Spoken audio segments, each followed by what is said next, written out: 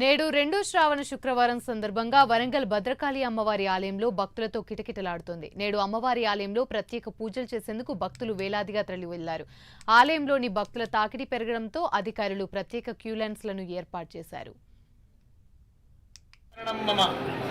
శ్రావణమాసం శివుడికి అత్యంత ప్రీతికరమైన మాసం, అట్లాగే విష్ణుమూర్తికి కూడా ప్రీతికరమైన మాసం, జగన్మాతకు ప్రీతికరమైన మాసం.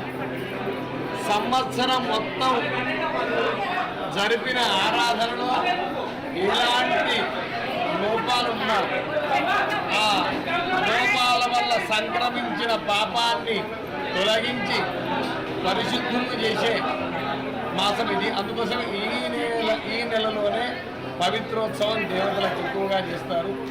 ఇప్పుడు అక్కడ పవిత్రోత్సవాలు జరుగుతున్నాయి. తిరుమలలో, భద్రకాళిలో ఇవాళ పవిత్రోత్సవాలకు అంకురార్పణ జరుగుతుంది.